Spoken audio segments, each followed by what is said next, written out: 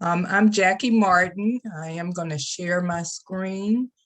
And I work at Sentara Martha Jefferson Hospital. Been there for 25 years now, which is hard to believe. And let me get my slideshow going. Let's see. Okay. So I really appreciate the opportunity to talk to you all today. And I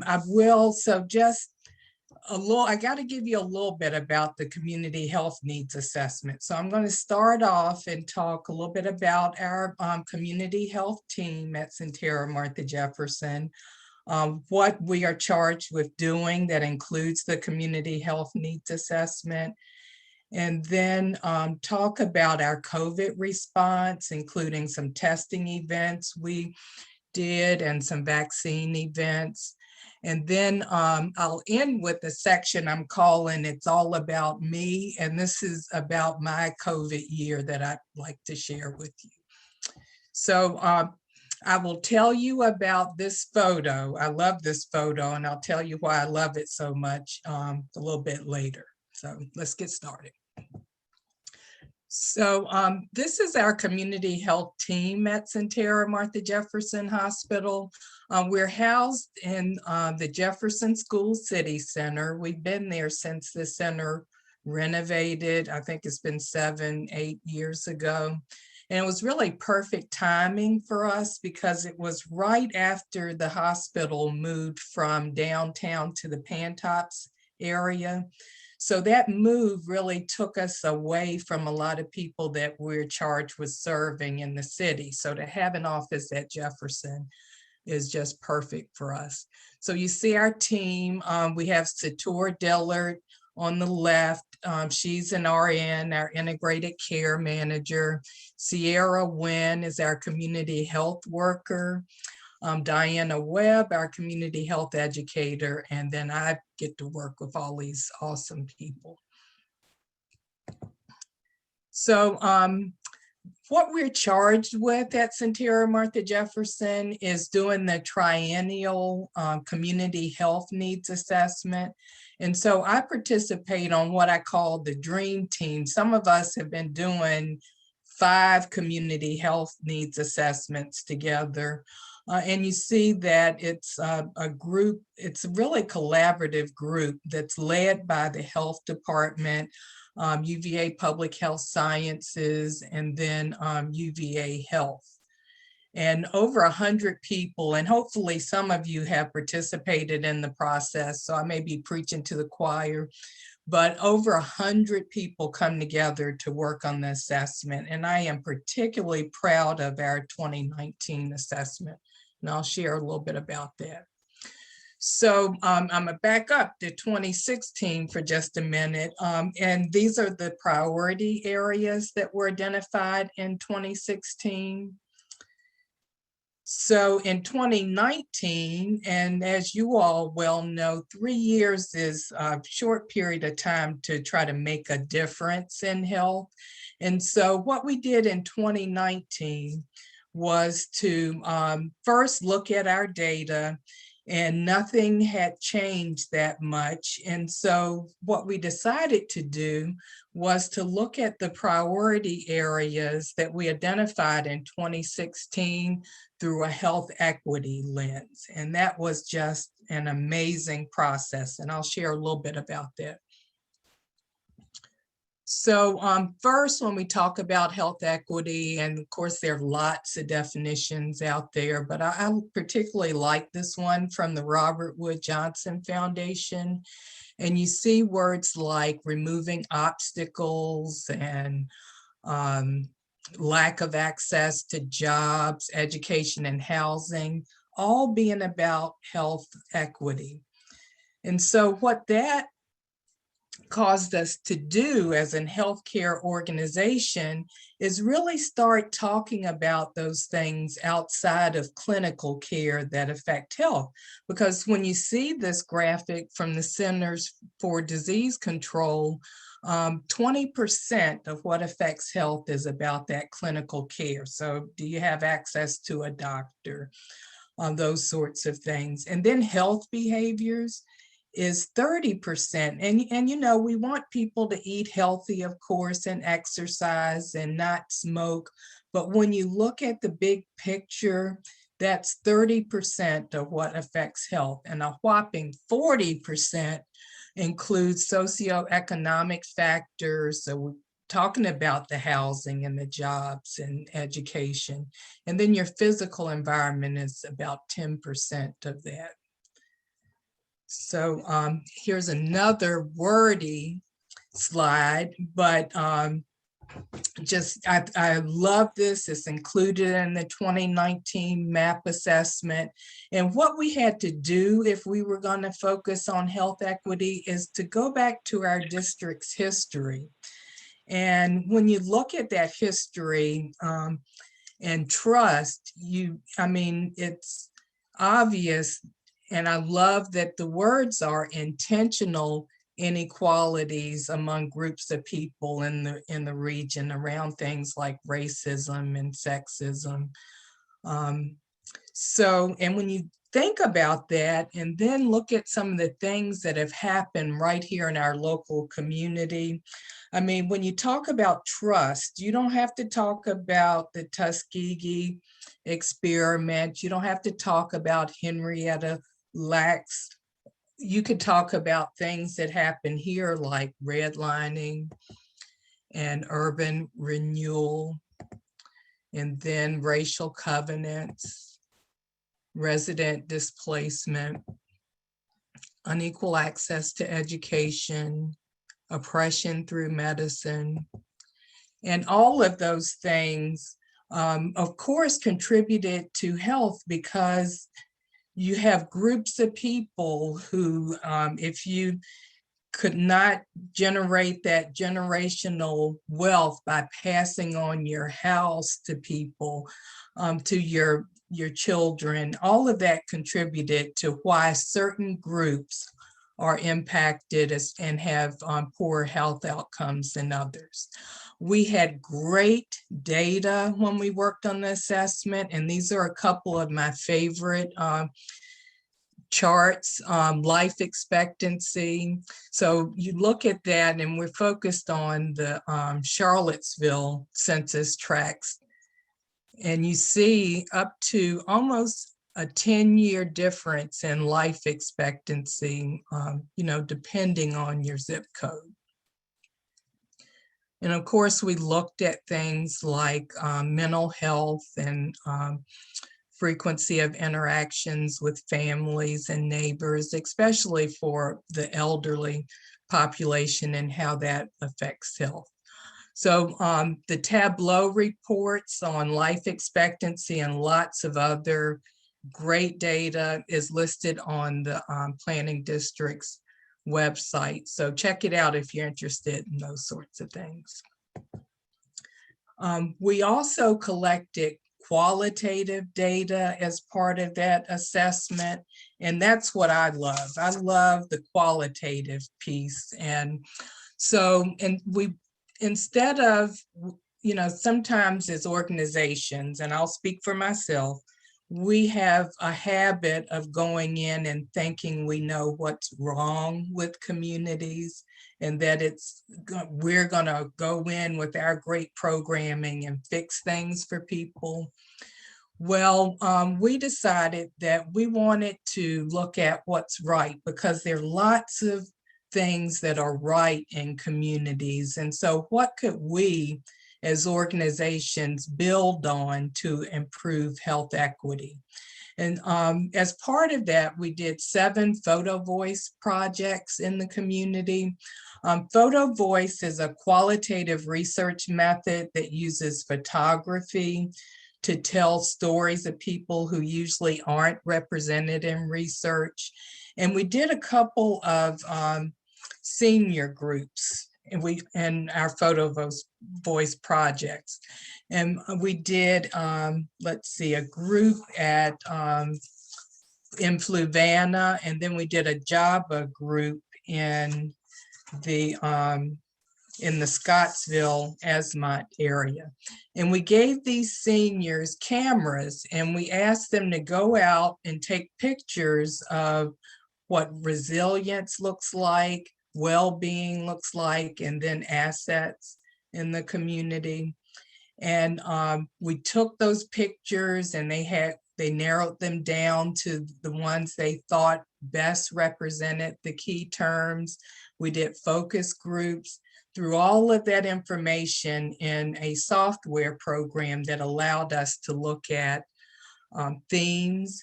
And some of the themes that came out from our senior groups were they thought that opportunities for youth, they defined that as an asset, and that was really important to them.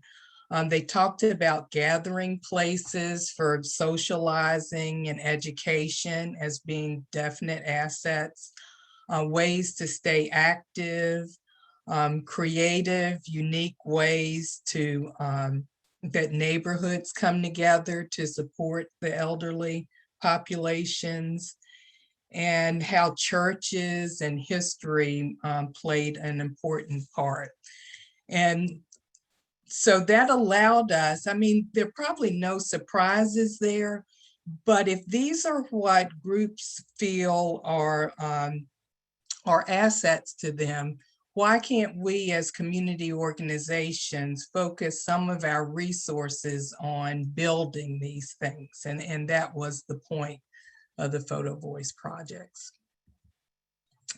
And then COVID. And so I'm really proud of how our community health group responded to COVID, and I'll tell you some of those ways. So the picture you see here is the first COVID testing event that Sentara Martha Jefferson was involved in, and I believe the first community testing event. So we had long been involved in outreach at Crescent Halls.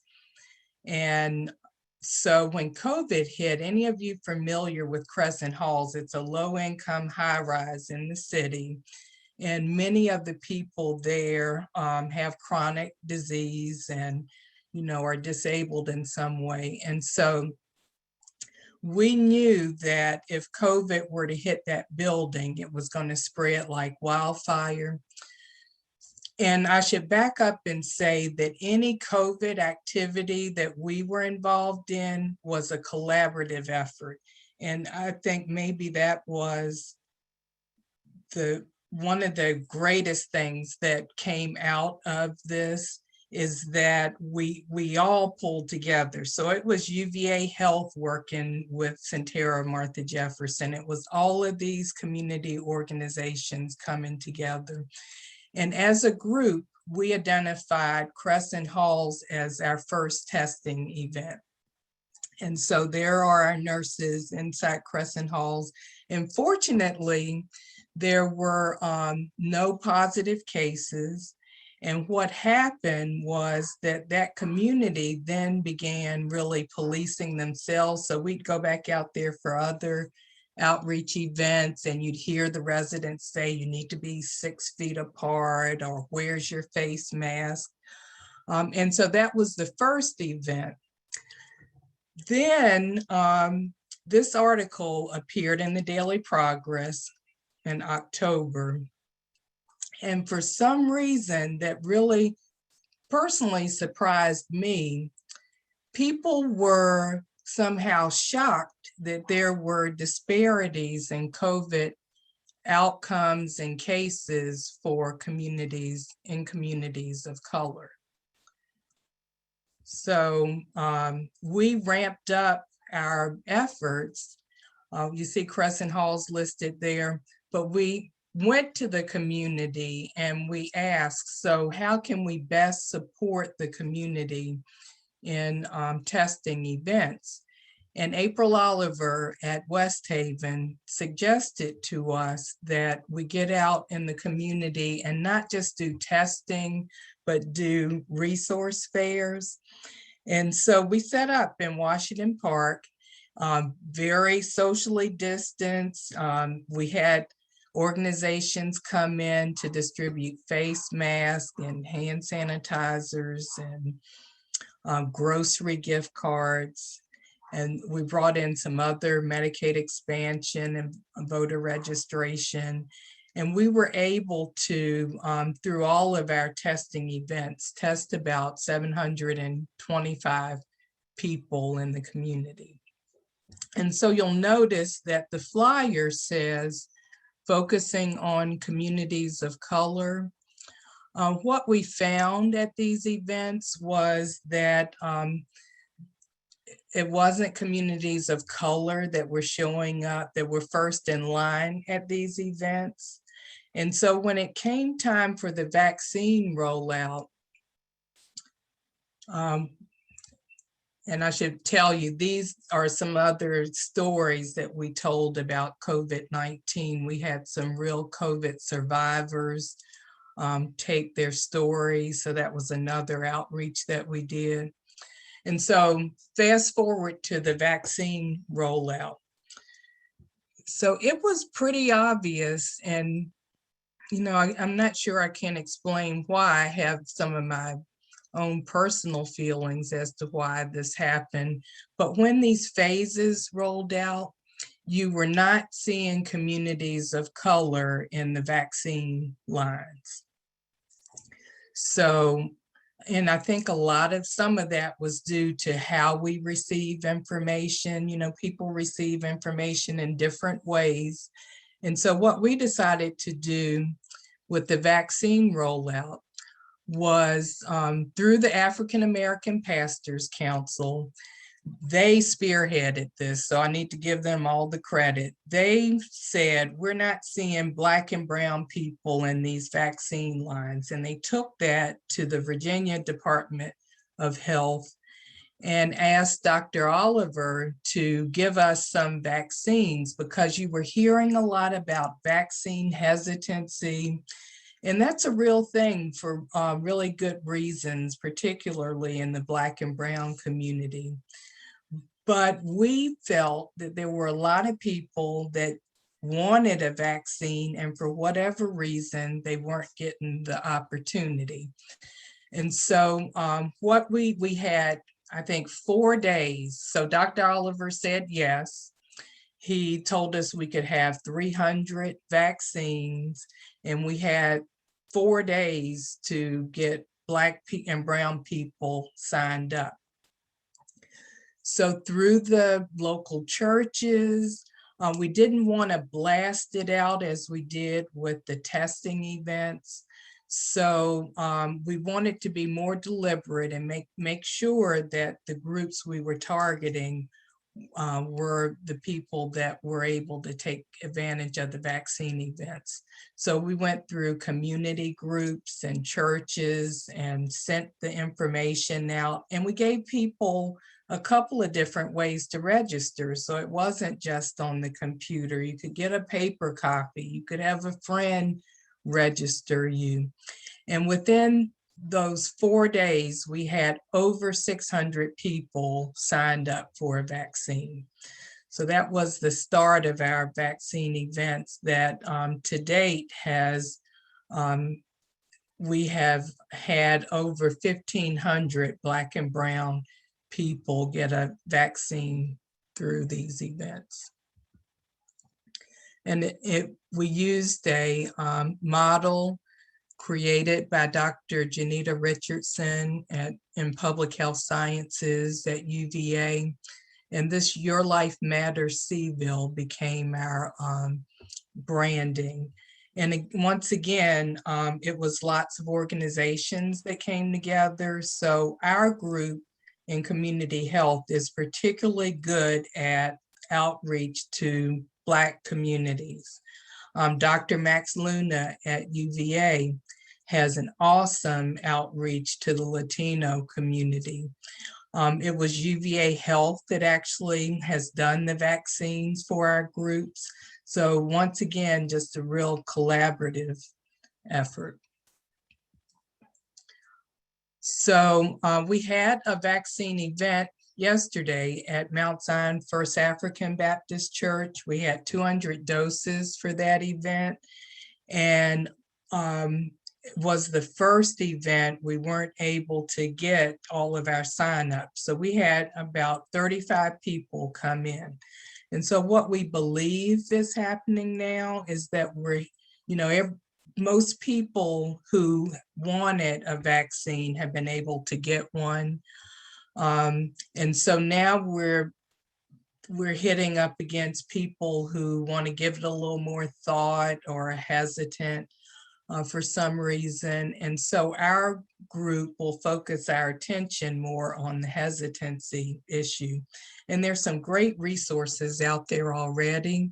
The Jefferson School African American Heritage Center did a great panel discussion that's available on YouTube. The Move to Health Equity Coalition did a video with community members and physicians that's available. And at any time, these groups are willing to put on town hall events to address whatever questions people have. And then I want to tell you just a little bit about my COVID year. First of all, my COVID year has a lot to do with the seniors in my life. So I just want to thank you all for all of the things that you're doing for the senior population.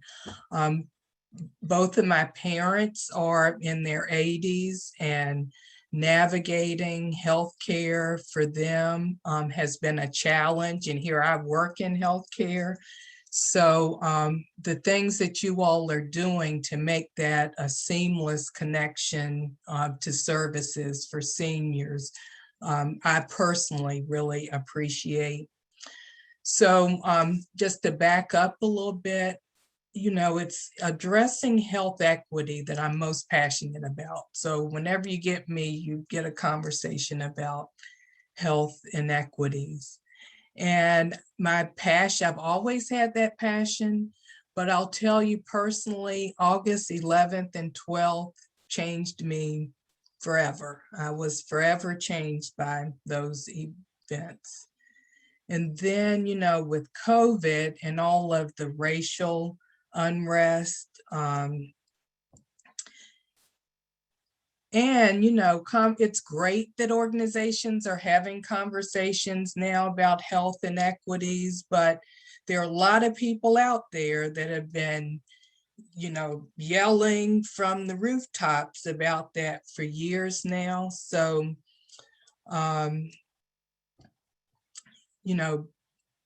dealing with, and I don't want to say dealing, but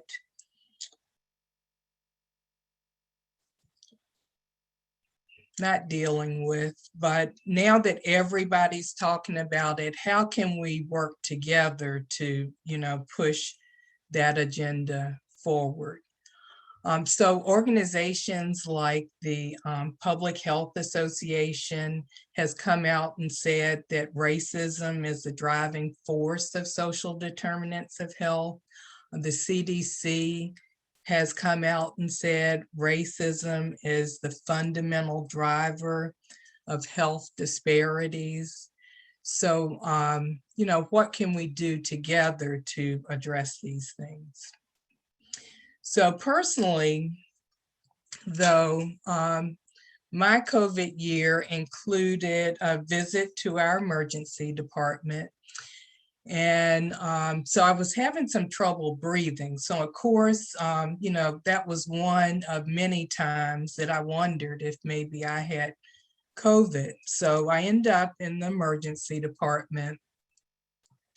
And, I'm there for a couple of hours, and my physician runs in and he says, your heart is okay, but you have an elevated something that indicates blood clots. And then he rushes out of the room. And so I'm left there by myself thinking, oh my gosh. And I'll tell you, whenever I have a healthcare experience, I try to look at that experience through the groups that I feel like I'm charged with representing. So to get that information, and then I'm sitting there, and about 30 minutes later, they wheel me off for another test. And it turned out that I have blood clots on my lungs. So, I get that diagnosis and they send me home, and I pick up my medication, and I have 5 pages of information on this new medication that I'm taking. And so I think, what is that like for seniors? What is that like for people who, I can't tell you I understood everything that was on the 5 pages that were included, but suppose my literacy level was lower. What would that experience be like for me?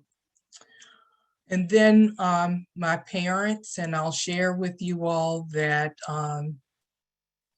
so they're divorced, so they live in separate households, and I am the only sibling here in Charlottesville. So my dad, and I'll tell you, I thought I was doing the best that I could do to keep COVID away from them. So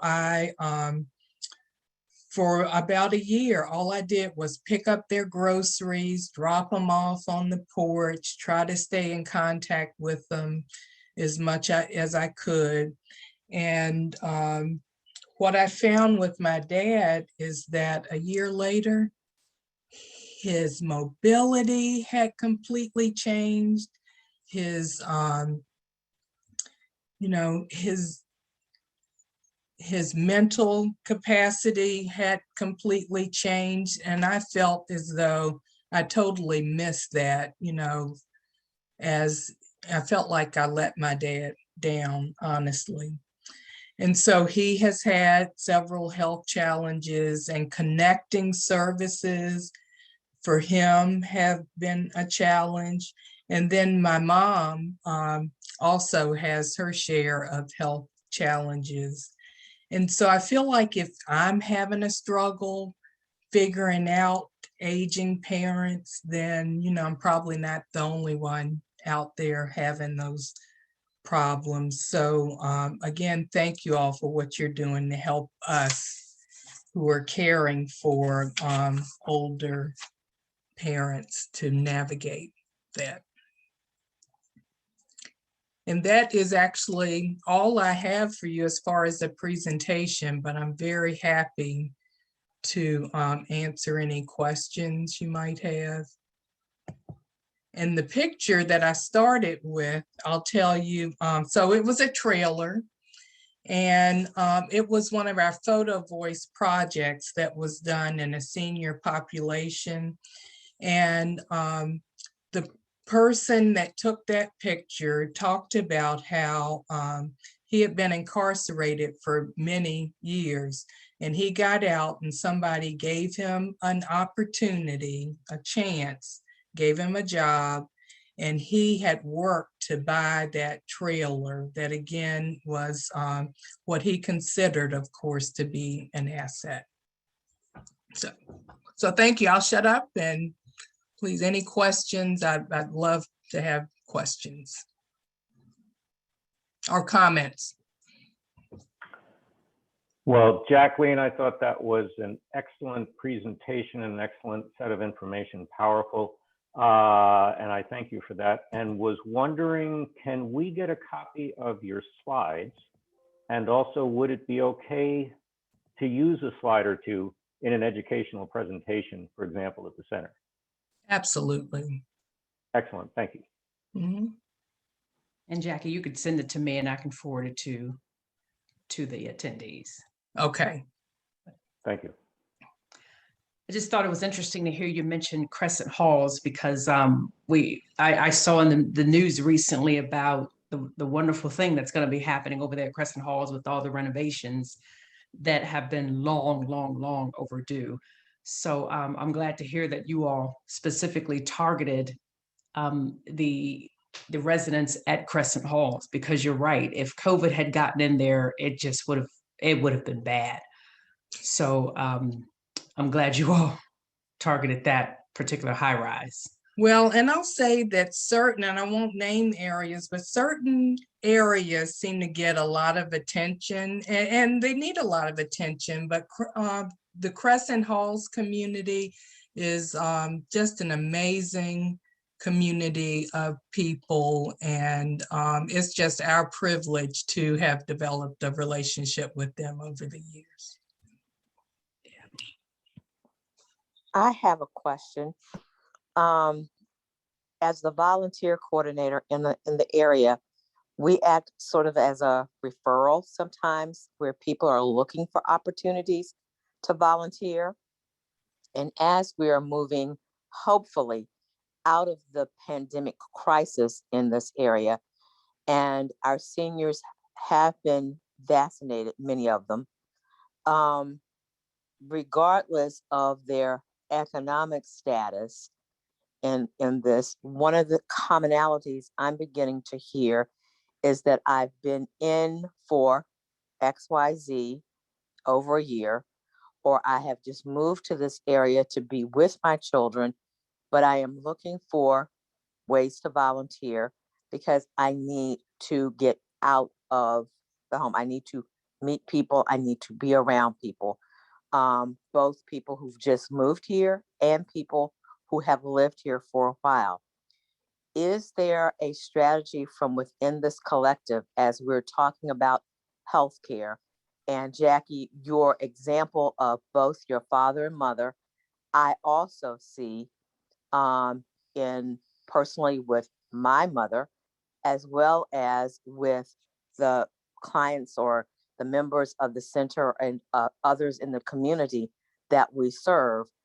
They're looking for ways to become social again, finding ways to speak and talk to others as they fear that they have lost so many other people in their lives.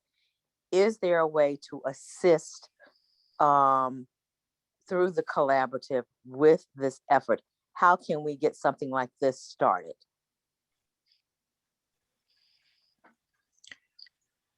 Well, I'll go first and say that, hey, Bobby, first of all.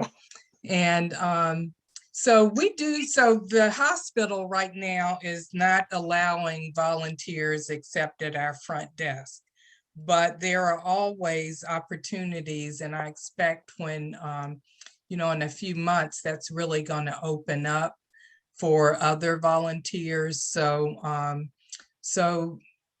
there would be volunteer opportunities at Sentara Martha Jefferson, hopefully very soon. Now at the Star Hill Health Center, as part of our community engagement, we have knitting and crocheting groups that meet in our center. And we also have a quilting group.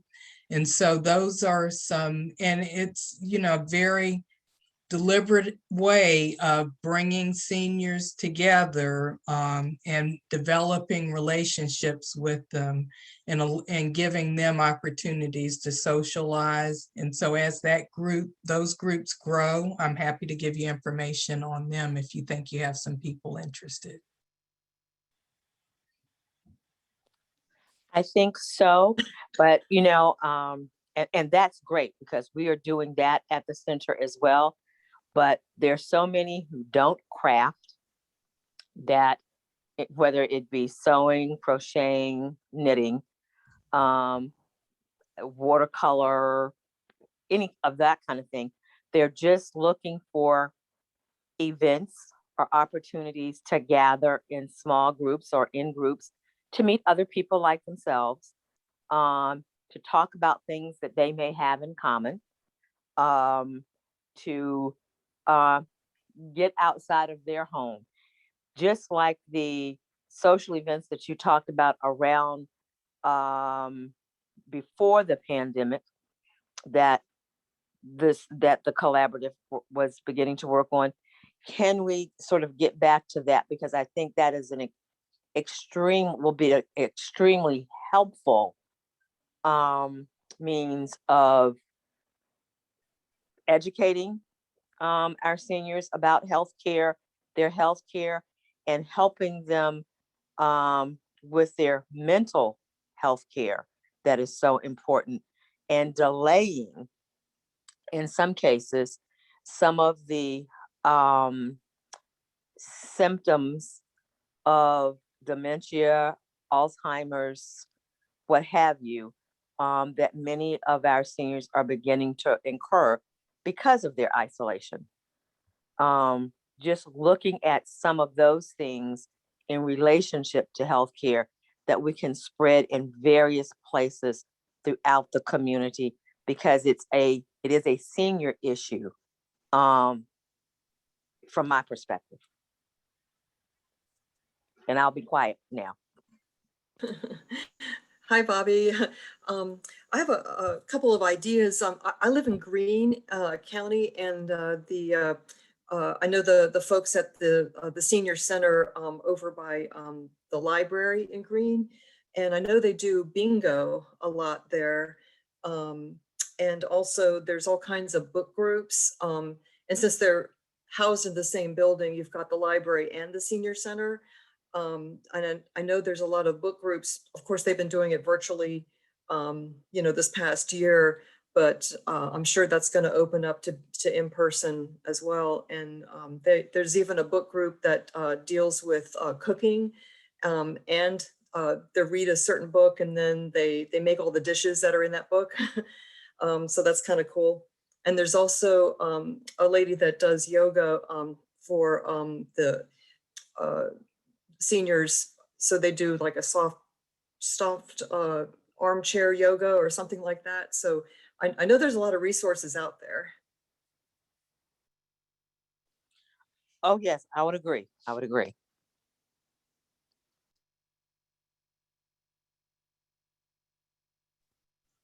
Does anyone have anything else? I wanted to say one little thing. I think, another challenge for, the elderly in this community is transportation. They can't get to these things, I don't know what the answer to that is. I mean, of course, I-Corps has I-Corps transportation, but it costs money,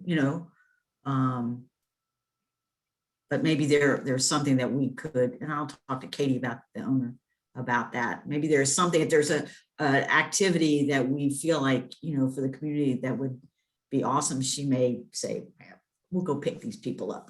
That's the kind of person I think she is. So, but yeah, I mean, I worked for 10 years for the county in adult protective services. So that was one of the biggest challenges we ran into, is getting people to your doctor's appointments and things like that, or to have someone to be an advocate to go with them. So yeah, this is awesome. I think, we put our heads together, we can certainly come up with something and ways to solve bigger issues, because they're there.